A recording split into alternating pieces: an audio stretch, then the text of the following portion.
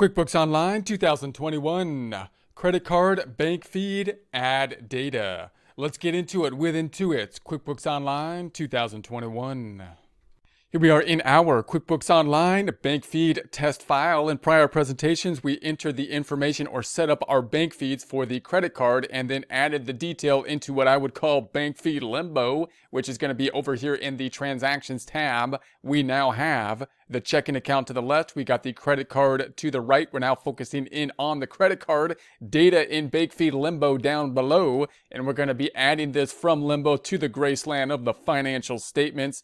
So to do that, let's open up the financial statements first. We're going to go up top to the tab, right click on it, and then we're going to duplicate this tab and then do it again, right click and duplicate again. We'll take a look at the balance sheet, the income statement. So we're going to go down to the reports on the left-hand side to do so. Opening up the profit and loss, the P&L, the income statement, doing a date range change up top from 01/01/20 to 12/31/20. Let's go ahead and run that report. Close up the hamburger, hold control, scroll up just a bit to that 125%. Then to the tab to the left, we're going to do the same for the BS balance sheet, reports left side.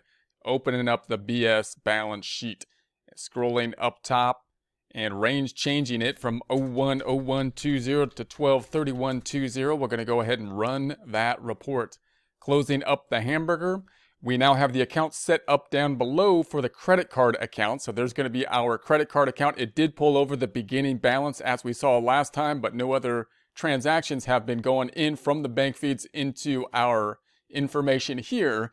Now, note that the credit card's a little bit more confusing to most people because it's not like a cash account that just, we know how cash goes up and down because we've been dealing with that all the time. The credit card, a little bit more confusing because it's a liability type of account, but in some ways it's also easier because it only goes really in one direction, meaning we're really only paying with the credit card until we pay off the credit card. So we're just going to be paying, the other side typically going to expenses, and then the credit card liability increasing until we pay off the credit card liability. So rather than on the checking account having many different things that could be debits, many different things that could be credits, or in other words, many different things that could be increases and decreases, here we have the one direction, which is always going to be us paying for stuff, which increases the liability, and the other direction is always basically the same thing, which would be us paying off the credit card, unless there's a charge back or something like that.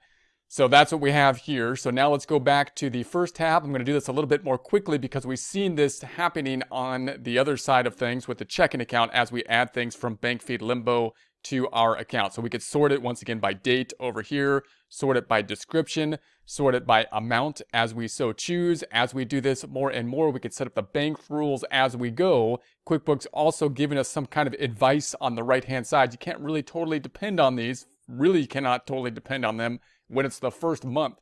Much better off setting up rules yourself so you're driving, these things and making sure that they're going to the right place. So let's pick up Costco here. So we're paying Costco. So I'm going to hold control and scroll down a little bit. So here we have our information. Now it's Costco. So I'm just going to pick up the Costco from the memo, make a new vendor for Costco. And so we're going to save that. And then it's not going to go to groceries for me here. I'm going to say that this is supplies. And so we'll have it go to supplies. I don't have a supplies account set up yet. Do I have a supplies account? They didn't give me a supplies. We'll set up a new account for supplies. Let's do that. Supplies. Now, obviously supplies, if it's small supplies, then we're just going to expense them generally. If there's a significant amount of supplies, like medical supplies or something, you would treat it kind of like inventory. You might be tracking the supplies, possibly even using inventory tracking to do so within the system. But in our case, we're simply going to expense these supplies. So I'm going to expense them, and they're going to be called supplies, and I'll just call it the subcategory other business and then supplies. So we're going to go ahead and save it and close it. And there we have that. And so that looks good. Then we might want to make a rule for this in a similar fashion as we would with the bank feed, so we have more control over it and we can automate this in future times or future periods. So the rule, I'm just going to call it Costco rule, or I can just paste it because I have that there, money out, and I'm going to say it's the credit card money out. Now notice Costco is one of those things where we might like buy stuff from there for multiple reasons, and we might make a general assumption. I might say, hey, look, if it's below a certain amount, then maybe I want to think of it as supplies. If it's above that amount, then I'm considering whether or not I need to capitalize it and depreciate it. So you might make a rule for something like a Costco to say, all right, well, look, if it contains the description, I'm going to say all as the rule rather than any. And then if in the bank text it contains, I'm going to say if it contains Costco, then I want to apply the rule and another rule, and that's going to be a dollar limitation rule. I'm going to say it's amount.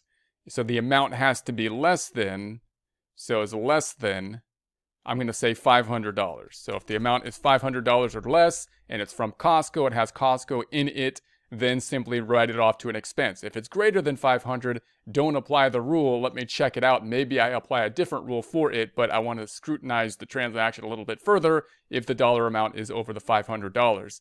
Expense type transaction, so on and so forth. And let's go ahead and save that.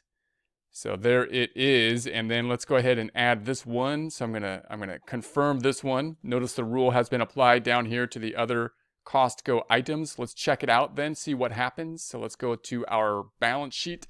Let's freshen up the report by running it again. Hold down Control, scroll up just a bit to that 125. Down to the credit card. There's the credit card going into the credit card then. There's our transaction for supplies. I'm gonna go into it. It doesn't, of course, take me to the bank feed, but once again to a form. It takes me to an expense type of form, paying the credit card account here. So the expense form paying the credit card account and closing that back out. Other side, I'm going to go back to the balance sheet. Other side is going to be on the income statement, the P and the L. Scrolling up, running the report again. And then if we go on down, there's the supplies that has been included here as well. Let's go ahead and add all of them. I'm going to go back on over, and you can see the ones that have been marked here. So I'm going to add those. It might be easier than to sort it by the description. And then there they are. What I'm going to do is check this one off. I'm going to hold down Shift and check this one off, and that checks them all off at the same time.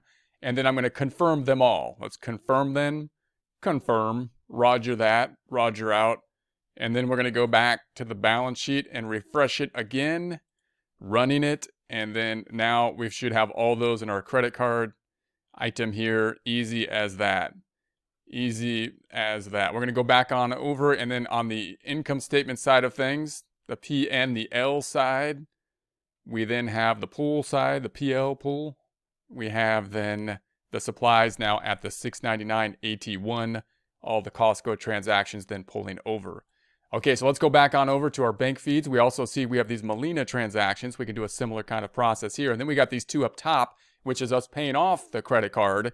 And those transactions then we're going to need to tie out because they're going to be on both sides of the bank feeds. Those will be on the checking account and on this side. We'll do those in a future presentation.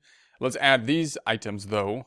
So we'll say, okay, health insurance, we'll say, let's do... Then I'm going to say that the vendor will say Molina Healthcare. Just copy that from the memo and we'll save it. And then insurance, we could put it insurance. It might be like an employee benefit or something like that. So we might like make it a subcategory or something. We might say, for example, have an employee benefit and then a subcategory. Let's do that by adding a tab to the right. I'm going to right click and duplicate. And then...